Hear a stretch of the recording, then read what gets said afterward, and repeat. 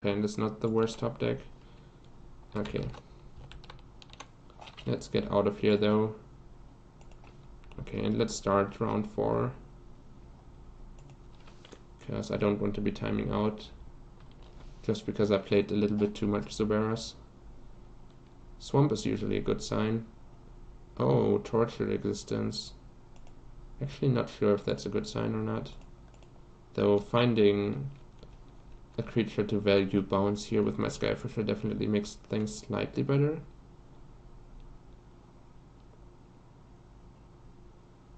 Well, never mind, but that's still a good exchange. Need to find some lands here. Just added some extra lands to the deck, there we go. Once again, like, one extra land isn't really the big difference maker between getting mana screwed or not. There's still more variance to it than just like with 22 you're supposed to never mana screw it, with 21 you're supposed to never flat out or something. That's not how any of it works. But I guess I can pretend like it is. And also we did get there. Palace Sentinels on an empty board when opponent is missing land drops should be great for me. Yo, Ren 94. Okay, they found their extra color and their extra land. But I'm still doing great here.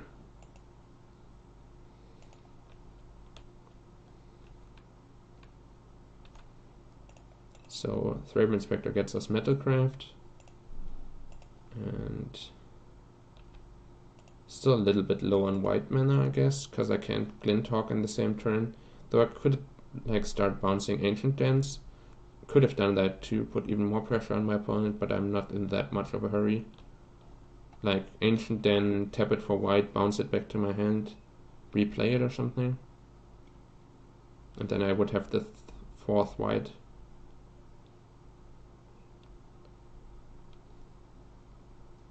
Yeah, Tormenting Voice there. Golgari Brown Scale is not really what I'm afraid of. Even with Tortured Existence, Brown Scale, Engine here, it feels like opponent's too far behind on the board. They're like whatever the Madness Gravedigger is called, and like Twins of Gaia Reach, is it that one? The Madness 3/5? All of those should be too slow to catch up on the board. I think I'm even freely Galvanic Blasting them to the face here, even though Brown Scale can offer some life gain to make up for that damage that they're taking.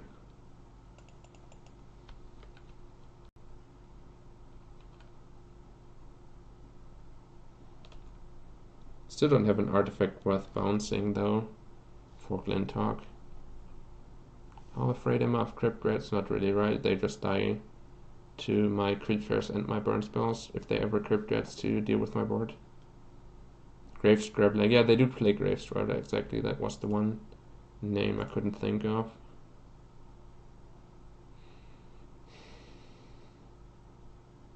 Well, okay, let's just slam this Sentinels. It's a little bit more sturdy and doesn't force me to bounce an artifact. The only downside of this is that I'm depriving myself of an instant win if I draw into another burn spell. If I had found like second Lightning Bolt or third Galvanic Blast, then I could have potentially won on my end step before my opponent gains the Brown Scale life. But yeah, feels like Tortured Existence going through Brown Scales over and over is not going to help them when they're this far behind on the board. Yeah, Twins of Manor Estate, exactly. I don't know, they don't play Arrogant Worm in this deck, but it is another madness threat, theoretically. Yeah, it's just black-red only, and they have the Brown Scale just as a card that you can discard and recur for value because it has this life gain trigger attached to it. So if you discard it to Tortured Existence, every single black mana gets you 2 life if you have 2 of them, like 1 in hand and 1 in the graveyard. You keep swapping those for each other and gain 2 life for each activation. But yeah, there's the Twins of Manor Estate. And yeah, still don't think that should be enough for my opponent, but we'll see. Tortured Existence is like the only card I'm really scared of, because then they can get their Brown Scale engine going. They take 5 here, down to 8, and I have 7 points of Ren in hand, so Still like a slight bit away from killing them. Journey to Nowhere would be great. More flyers are also decent. Oh, they exiled their brown scale though, that has to be good for me.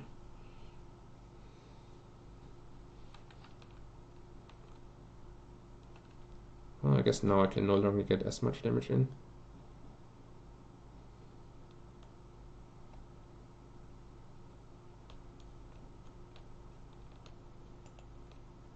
Still, Crypt Red should be too painful for their life total, but yeah, now that the brown scale is gone, I'm not as afraid of everything that's happening here. If they were like stabilizing the board and then getting an infinite life gain engine, that was much more scary.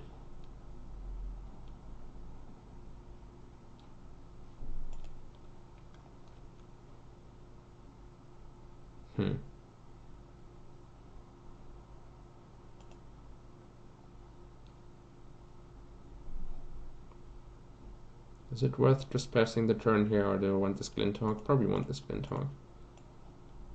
My Crypt Reds for 3, they go to 7. They would have to gain life in the same turn for that to be at all relevant. Yeah, I think so. Bounce Clue or Bounce Land though. Bounce Clue. Yeah, I think Bounce Clue is fine with me still being the Monarch and still having a clue. I did that play today a lot more than I'm comfortable with already, and it was usually in bad positions where I had to go aggro. Here I'm actually in a very comfortable position, but I somehow decided on it as well because I want to have the freedom to play out all of my spells. Because I'm already the Monarch, I don't want to be choked on cards and unable to deploy them. But yeah, most likely I just end up winning with burn spells next turn. Because either they Crypt Reds away the board, then they're in burn range, or I fly over for 6 points of damage and then they're also in burn range. I think that they kept this Faithless Looting in the graveyard instead of their Golgari Bronze Scale was kind of the nail in the coffin. Though going for Tortured Existence life gain engine, first of all they would have had to draw Tortured Existence in exactly their next draw step instead of having 3 draws towards it, which this Faithless Looting helps them with. And also they would have still been like gaining life in the losing board position, so they're only counteracting the damage that my flyers do, but not getting ahead at all. Okay, they found another one, but now they have to dredge it back up for it to even do anything. Sure.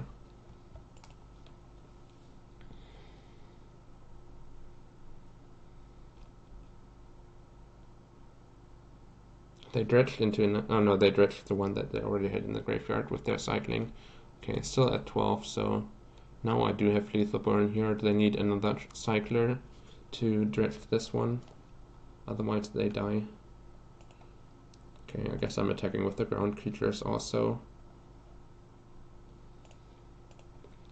That increases my chance of just winning against a cycler and burning them out this turn instead of some other turn. No, there's no reason why the lands are snow covered. There's a deck that cares about snow covered, and me having snow covered lands is kind of a disguise for a little bit. But other than that, they look sweet. There's no actual advantage to them in my deck. I guess opponent's still holding on. Now we probably have to play more of a value game. Well, never mind. No, if they block like this. No, I guess they didn't really have any blocks to help them. Yeah, sure. Like, I was considering that they could still, like, gain 2 life with this and the cycler, but if they spend all of their mana on this, they still end up dead. That's the advantage of these types of Monarch situations. You can still close out the game quickly with the burn you draw into, or you can comfortably take it slow as well, and your opponent's kind of stuck. Yeah, but the drawbacks basically never come up. Maybe when everyone knows what I'm playing and knows my deck list from like weeks ago, I should be reverting back to normal basics, because then the minor drawbacks are like more of a drawback than the upside of hiding my deck, because everyone knows my decks anyways. Yeah, but like the first week I played this, bluffing that I'm blue-red Delver had actually some advantage. Or bluffing that I have some card in my deck that cares about snow coverage, which I also don't. But regardless, it's super minor, and you can play whatever basic lands you want, basically. Yeah, same thing for them. It hides, like, it doesn't have an upside, but it hides some information. How do I want to board, though? Reaping the Grave seems pretty nice, though they might Fairy Macabre me. Palace Sentinel seems pretty great. And probably Core Sanctifiers to actually blow up their Tortured Existence. Because beating that engine actually seems like a little bit scary, a little bit difficult. Not sure I want Prismatic Strands at all. That's probably not a great card. Let me check. What can we search for? Monstrous Caribid, I guess, is only played in this and then like Living End in Modern. That should probably get me to the deck that I'm looking for. Yeah, Pauper, black, red, green. There we go. So something like this. Crypt Rats. I guess Crypt Rats is something that you can play around with Prismatic Strands if they misplay it, but if they use like the 1 damage, 1 damage, 1 damage. No, I guess that doesn't work. Yeah, Prismatic Strands is always good against Crypt Rats, so probably I want them in the deck still. Chainers, Torture Existence, and they can board in like more Crypt Rats. And Gorilla Shaman is annoying to me.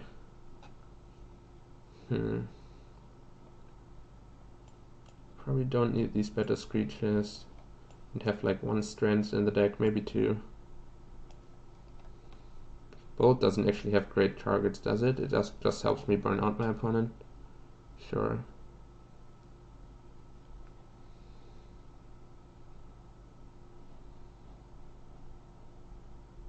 Okay, I'll try this, but maybe I should be cutting more bolts actually in the matchup. Where did my deck list go? I closed it, okay. Yeah, it's possible I should just be cutting like all the bolts, because it doesn't really kill anything on my opponent's side. They're like trying to out-control me. Then they're super weak against me becoming the Monarch, because while they're out-controlling me with like bigger creatures and board wipes, they don't really fight for the board all that well. So it looks reasonable.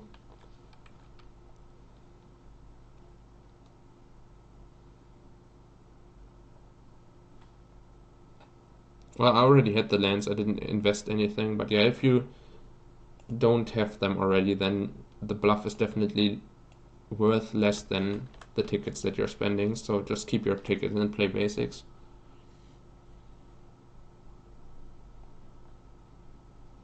Yeah, that's also true. Like, you shouldn't make all of them snow coverage in mono blue Delver, that's just a waste of resources. Unless you have like a mono blue EDH. If you play like Jacevin's Prodigy EDH where the snow coverage actually mattered, then you might end up with enough of them.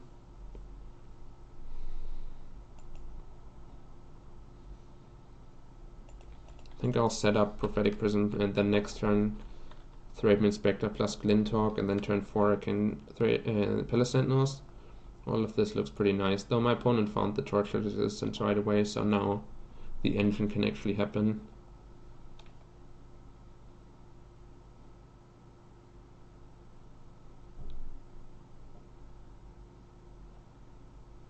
Gorilla Shaman.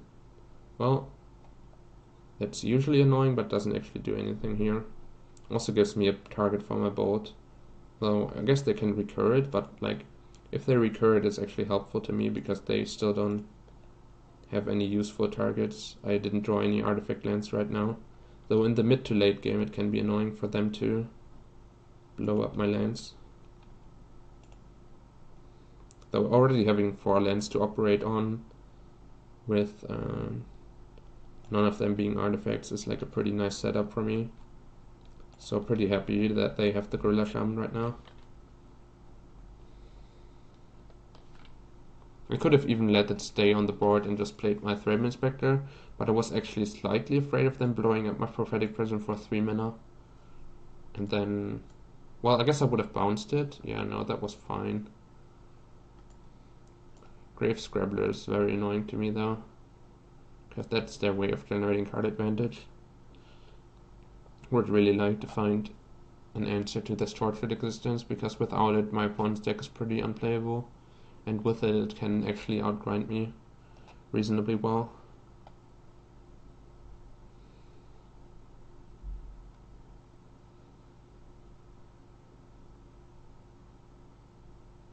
Am I ever getting punished for Palace Sentinels and attacking? They would have to have like, well, double Edict doesn't matter. One Edict I sacrifice this. They would have to have Lightning Bolt and Edict for it to matter that I attacked. Yeah, I think I'm taking that risk. No, I guess Lightning Bolt and Edict, it still doesn't matter. Yeah, I'm not certain. They would have to have spot removal for the Palace Sentinels. I think they don't have that in their deck. So this attack has to be correct. Like, if they Edict me, I just sacrifice the Glinthawk. And if they can answer both of my creatures, they would have answered both of my creatures regardless. There's like a tiny amount of risk of that happening, and then Monarch can backfire on me. But I do have to keep up with their Tortured Existence somehow, so putting that onto the board seems worth doing. Yeah, the Crypt Dreads kills the Scrabbler if they board wipe, but they don't like target it, kill it. Yeah, Core Sanctifiers, I mean, it's a little bit late, but it's still very helpful here.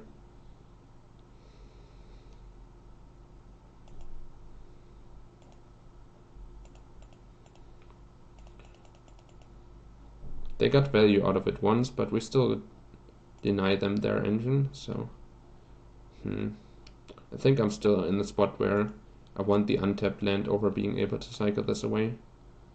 Now I think I'm not attacking. I would have loved to...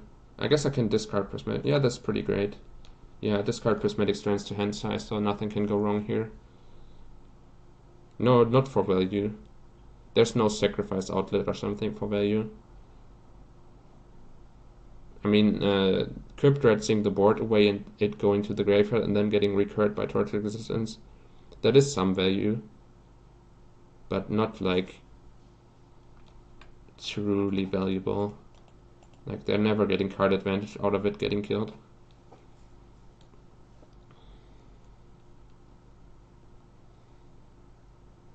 Could have triple blocked. I think holding on to the flyer was good enough that I'm fine just double blocking, and they can not really blow up the double block because I still have this Prismatic Strands. Though I prefer holding on to it, I think, rather than keeping one of my creatures alive. It's difficult to get to Metacraft though with the Gorilla Shaman in their hand that we still know about. So these Galvanic Blasts are still a little awkward here. I guess if I draw like Artifact land right this turn, it might work out for me. Actually, I can... I guess I can kill this now. Yeah, okay, so never mind. The Thread Inspector helps a lot, though this can still start Gorilla Shamaning down my Prophetic Prisms then, which is still pretty clunky for them to do. Yeah, that was actually pretty nice though. I was like, it's so difficult to get Metacraft, and then I just get Metacraft very easily in the same turn. I even had it in hand when I said it, right? Just kind of overlooked that the Thread Inspector was a 1-mana enabler. I guess Gorilla Shaman on Clue is also a huge value play. But yeah, I kind of needed to get to Metalcraft there. And as long as I stay the Monarch, I'm not even that afraid of my Clues getting destroyed by an ape. Should be fine. Still feel like my opponent's deck should also be playing like Thorn of the Black Rose, because then you can steal Monarch from me, and then if I kill the Thorn, they can Tortured Existence it back to their hand and steal Monarch again.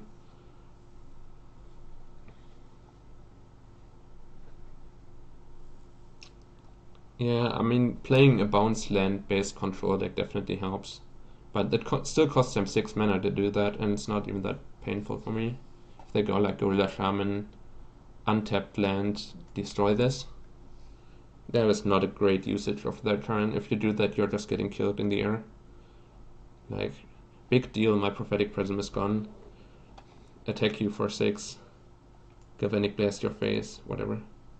Oh, I was missing the Madness trigger and they were actually waiting for me. But yeah, should be fine. Sure, Horror coming back. Like, their threats are like slightly bigger than mine and like pretty difficult to kill.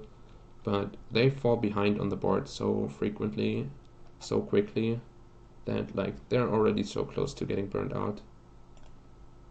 Things are just looking great for me here. And the Prismatic Strand still protects me from Crypt Rats. So feels like I should just be winning here pretty quickly.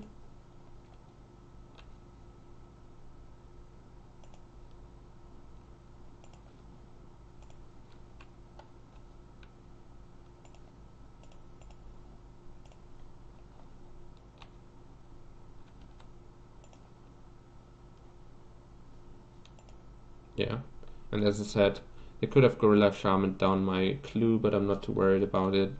They can spend their entire turn to deal with my Prophetic Prism, but not too worried about that either. I have a second Core Sanctifiers to deal with, a second Tortured Existence, so should be easy going from here, I hope. Unless there's some kind of Crypt Rat shenanigans that gets around my my Prismatic Strands. Maybe like Bujuka Bog on one turn and then follow it up with Crypt Rats on the next turn. But even then they have already taken too much damage. Most likely they would need to do some heavy brown scaling, which they seem to be doing, to stay out of burn range.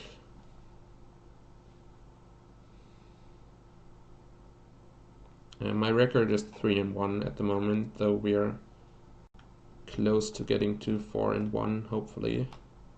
Yeah, we're here. We won the first 3 rounds against Tireless Tribe, Elves, and what else? And Blue-Black Control, or Blue-Black Alchemy. And then I lost to Boggles in round 4. And this is our 5th round. Sure, so Clue getting blown up, I guess.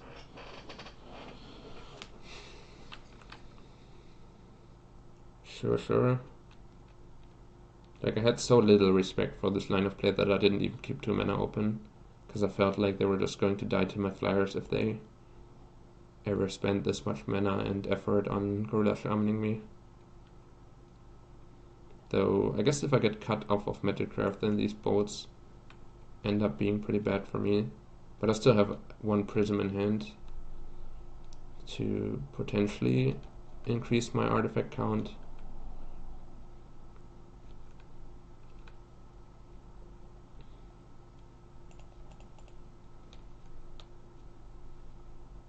Well, if they shoot all of my Prophetic Prisms down, it is a pretty awkward spot. Probably not worth saving this with the Prismatic Strands. I would rather hold on to it, then I can still prevent like black damage for a turn so that they don't threaten my Monarch at all. Let's see. Flooding out pretty badly, though I guess this cycle land, that's why we had all these cycle lands in the deck. So in situations like these I can not flood out as badly.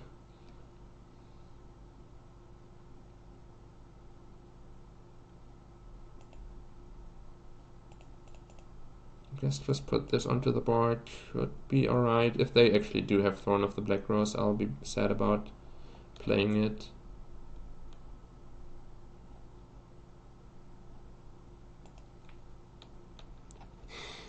Moto Gods, please, yeah. I might be able to win with Shocks, but they can still bolt down my birds. So it's not guaranteed I get enough chip damage in to win with Shocks. I would need to draw a few more of those than I currently have. Also, they have Golgari Brown Scale going on, so my Shocks are probably not going to be good enough. Though now I have artifacts that are very difficult for the Gorilla Shaman to deal with. Cost them 5 mana. But yeah, I'm not confident in my ability to win with Galvanic Blast without Metacraft. Still feel like clump blocking is probably better than, or like triple blocking actually. Either clump blocking or triple blocking is better than using my Prismatic Strands, right?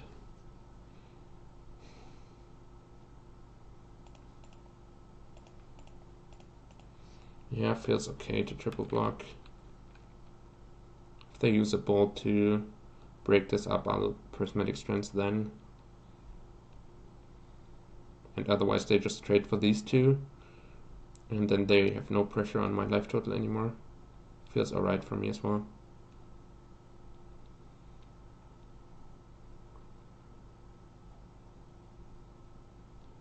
The sad part is that their creature and their removal spell don't share a color, so I don't get to truly blow them out here.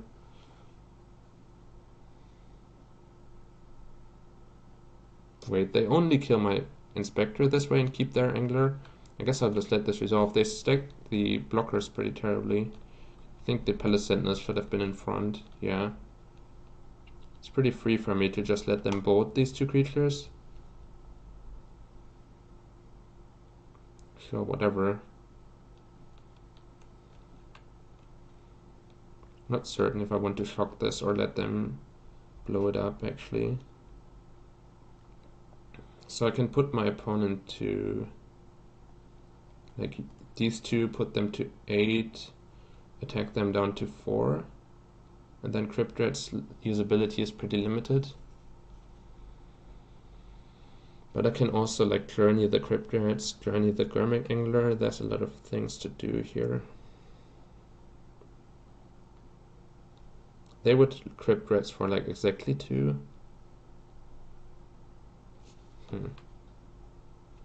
But yeah, Brown Scale still helps them to stay out of the range of their own Crypt Dreads.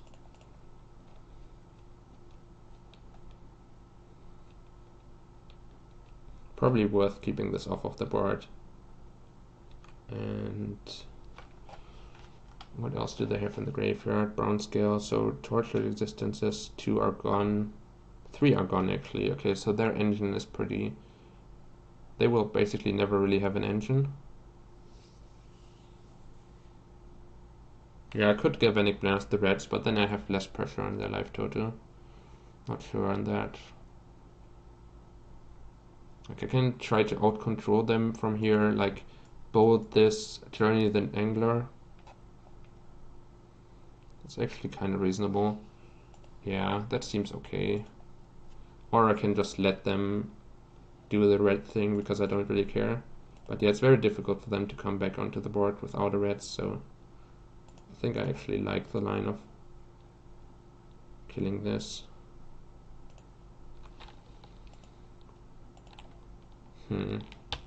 Inspector exposes my clue again.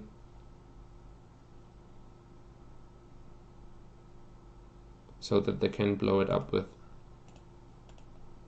Shaman, but it should be fine for me, right? Because I can this time sack the clue in response, so that I still get a draw out of it. Yeah, probably I will come up with enough burn at some point. Or enough creatures in general to like run them over in the long run. We could have also just like Galvanic Blasted the Gorilla Shaman, but I don't think I care enough. Yeah, more brown scaling.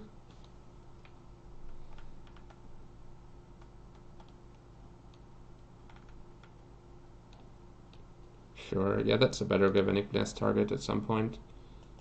Random Lolly, thank you for your follow. They're tapped out, so Gorilla Shaman not really a threat. It's not going to... If I play Great Furnace, they're not disrupting my Metacraft. Though I could have just used the Metacraft that I had at end of turn. Wanted to, like, leave myself some flexibility here to potentially bolt phase instead. But most likely I'll just shoot down the Horror. Then they have Golgari Brown Scale in their hand, which is completely uncastable and useless. And then we just keep flying over with these. I'm sacrificing my land here, but all the relevant cards out of their board get killed, so I don't really mind. Sure. Yeah, I can just truly out-control them without really worrying about the burn plan. Because there's only one Tortured Existence left in my opponent's deck, and I can Horror Sanctify that as soon as it comes down.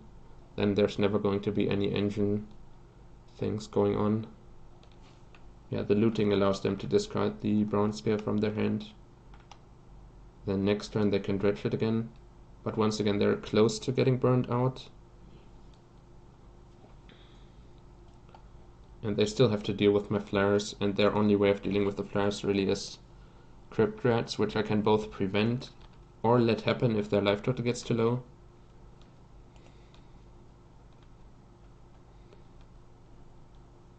Yeah, it might have been fine to let them keep the rats, but I didn't really want to throw my first strands away. Now that I have two, I would have... Like, if they get a rats now, I would let them keep it. Because I don't really mind anymore.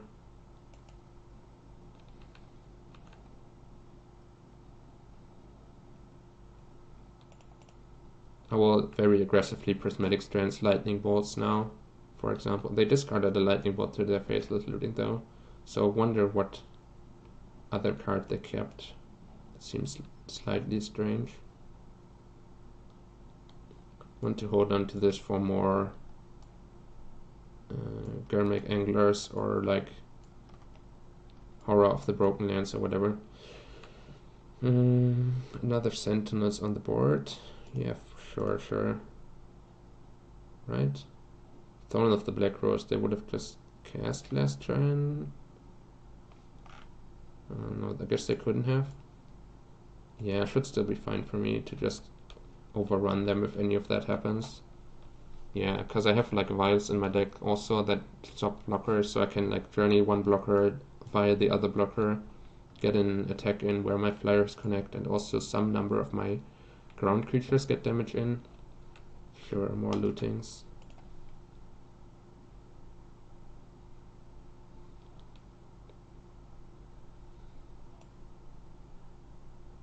Yeah, they keep drawing and discarding this brown scale. Also, oh no, they get madness value. Yeah, don't really mind. As long as these flyers go uncontested for the entire game. That's not really getting my opponent anywhere.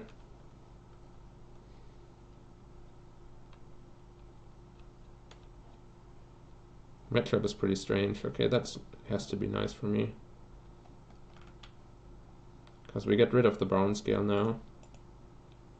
So they stop gaining extra life, and then my clock actually... Wow. Well, and that is also a game-winning card. What do we have? Thraben Inspector, Core Sanctifier, Skyfisher, Palace Sentinels, and potentially more to die in the future.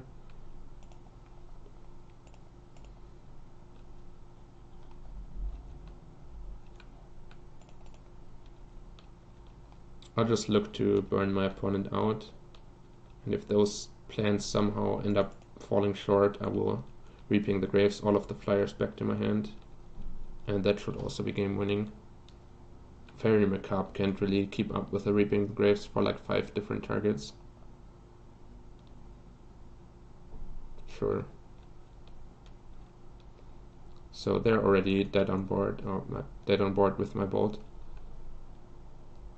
And yeah, that should be game.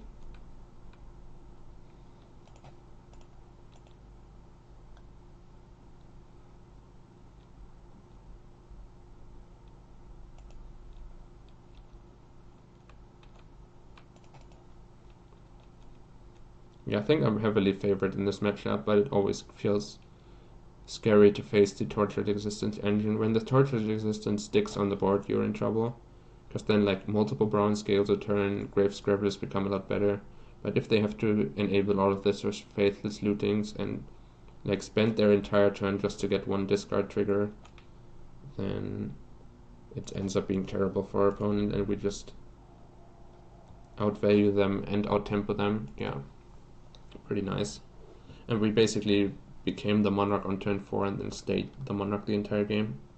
So that's a pretty crushing card advantage engine.